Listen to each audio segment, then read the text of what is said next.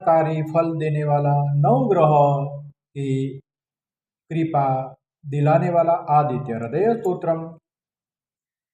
ॐ ततो युद्धा परिश्रान्तं समरे चिन्तयाथितं रावणं चाग्रतो दृष्ट्वा युद्धाय समुपस्थितं दैवतैश्च समागम्य द्रष्टुमभ्यागतो रणम् उपगम्याब्रवीद्राम् अगस्त्यो भगवान् तदा राम राम महाबाहो शृणु गुह्यं सनातनम् येन सर्वा नरेणवस्सा समरे विजयिष्यसे आदित्यहृदयं पुण्यं सर्वशत्रुविनाशनम् जयावाजपे नित्यम् क्षयं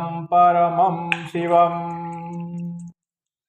सर्वमङ्गलमाङ्गल्य सर्वपापप्रणाशनम् चिन्ताशोकप्रशमन् मायुवर्धनमोत्तमम् रश्मिमन्तं समुदन्तं देवासुरनमस्कृतम् पूज्यस्व विवस्वन्तं भास्करं भुवनेश्वरम् सर्वदेवात्मको येष तेजस्वी रश्मिभावनम् एष देवासुरगणान् लोकान् पातु गवातिभिः एष ब्रह्मा च विष्णुश्च शिवः स्कन्द प्रजापतिः महेन्द्रो धनदकालो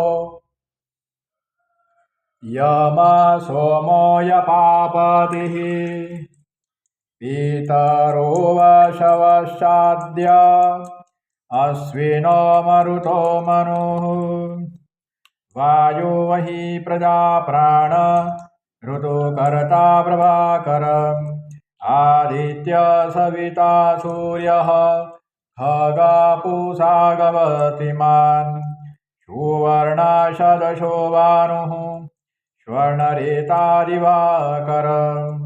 हरिरश्च सहस्रार्जिः सप्तशतीमरीचिमान् तिमिरोन्मथन शम्भुः त्वष्टा मातण्डकुन्सुमान् हिरण्यगर्भः शिशिरः तापनो भास्करो रविः अग्निगर्भोदिते पुत्रः शङ्खः शिशिरनाशनम् व्योमनाथतमो भेदी ऋग्यजुषामपारगम् धनपुष्टिरपामित्रो विन्ध्यविधिप्लवङ्गम्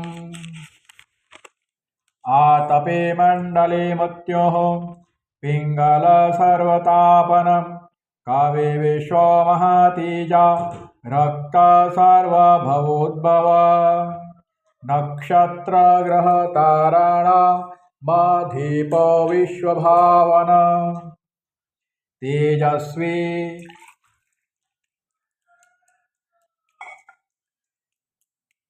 तेजसामपि तेजस्वी द्वादशात्मनमोऽस्तु ते नमः पूर्वाय गिरये पश्चिमायाद्रये नमः ज्योतिर्गणानापतये दिनाधिपतये नमः जयाय जयभद्राय हर्यस्वाय नमो नमः नमो नमः सहस्राशो आदित्याय नमो नमः नमः उग्रवीराय शारङ्गाय नमो नमः नमः पद्मप्रबोधाय प्रचण्डाय नमोऽस्तु ते ब्रह्मेशानाच्युतेशाय शूरायादित्यवर्चसे भास्वते सर्वभक्षाय रौद्राय वपुषे नमः तमोघ्नाय हिमघ्नाय शत्रुघ्नायामितात्मने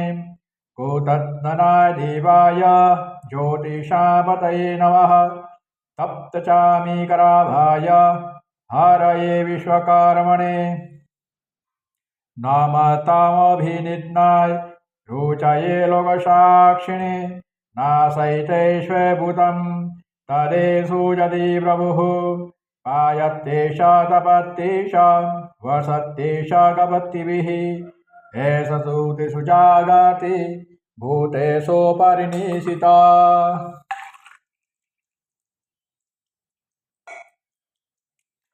एष चैवाग्निहोत्रं च फलं चैवाग्निहोत्रिणां देवाश्च क्रतवश्चैव क्रतूनां फलमेव च यानि कृत्यानि लोकेषु सर्वेषु परमप्रभुः एनमापस्सु कोशेषु कान्तारेषु भयेषु च कीर्तयनः पुरुष कांश्चिन्नावसिदति राघव पूज्यस्वेनमेकाग्रो देवदेवं जगत्पतिम् एतत्त्रिगुणितं जप्त्वा युद्धेषु विजयिष्यसि। अस्मिन् क्षणे महाबाहो रावणं तं हनिष्यसि।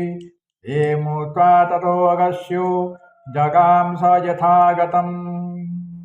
एतत् श्रुत्वा महातेजाः न शोकोऽभवत् तदा धारयामासोऽप्रीतो राघवः प्रयतात्मवान् आदित्यं प्रेक्ष्य परमं हर्षं वाप्तवान् त्रिराचं शुचिर्भूत्वा धनुरादाय वीर्यवान् रावणं प्रेक्षष्टात्मा जयार्थ समुपागमत् सर्वयत्नेन महता भूतस्तस्य वधे भवन्। अथ रविरवदनिरीक्ष रामम् मुदित्मना परमं रहस्यमान् निशिचरपदि संशयं विदित्वा शूरगणमध्य गतो यशस्वीरिः। भगवान सूर्य नारायण को नित्य नमस्कार करे, सूर्य नमस्कार करे। ओम भवा ओम रवये नमः, ओम मरीचये नमः, ओम दिनाकराय नमः, ओम सुधाकराय नमः, ओम भास्कराय नमः, ओम अंशुमानाय नमः, ओम हिरण्यगर्भाय नमः, ओम अरुणाय नमः, ओम आदित्याय नमः, ओम सूर्याय नमः। भगवान सूर्यनारायण को नमस्कार करना है। सूर्यनारायण को जल का अर्घ दें। हर रविवार के दिन गुड़ का दान करें। और आपकी कुंडली में अगर सूर्य ज़्यादा अशुभ है, सूर्य चंद्र, सूर्य राहु, सूर्य केतु, सूर्य शनि के द्वारा, तो आप रविवार के दिन व्रत भी करें और उस दिन नमक खाना न रखें। बिना नमक आप शाम को व्रत पूर्णाहुति करें। आपका सूर्य मंगलमय फल देगा। ओम नमो नारायण।